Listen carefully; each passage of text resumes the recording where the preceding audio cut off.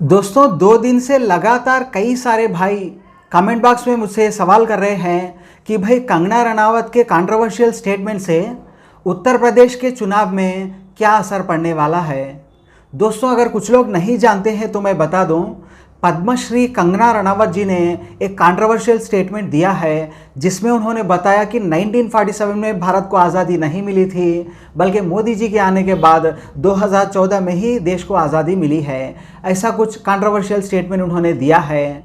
दोस्तों मुझे लगता है इससे 0% ही असर पड़ने वाला है उत्तर प्रदेश के चुनाव में, यानी लगभग ना के बराबर असर पड़ेगा। भले ही विपक्षी पार्टियां लगातार विरोध कर रही है कंगना रनौत का, उन्हें भी एक अच्छा मौका मिल गया है क्योंकि बहुत बड़ी गलती हो चुकी है कंगना जी से। तो जाहिर सी बात है अब वो बीजेपी सपोर्टर हैं, तो कंगना जी के बहाने बीजेपी का विरोध करने का अच्छा बहाना तो मिल चुका है विपक्ष को। लेकिन चाहे कितना भी उन पर वीडियोस बना लें, लेकिन मुझे नहीं लगता कि उत्तर प्रदेश के चुनाव में कोई भी फ़ायदा मिल सकता है विपक्षी पार्टियों को। क्योंकि गाइस मुझे लगता है बीजेपी के हर वोटर को लगभग बीजेपी ये मनाने में कामयाब हो चुकी है कि देश को आज़ादी सच में 2014 में ही मिली है।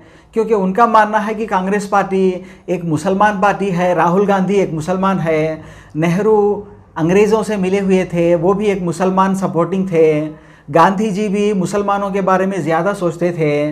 तो ये बताने में लगभग कामयाब हो चुकी है बीजेपी अपने अक्सर वोटर्स को।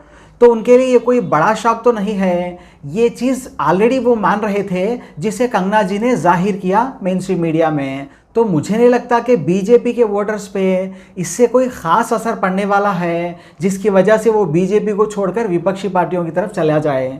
तो चुनाव पर तो इसका कोई भी असर पड़ने वाला नहीं है। अब रही बात कंगना जी की, तो ये तो एक्सपेक्ट किया जा सकता था। जब पद्मश्री अवार्ड से उन्हें नवाजा गया तो अब इतनी हेल्प तो वो बीजेपी को कर ही सकती है कि ये कंट्रोवर्शियल स्टेटमेंट ही दे दे।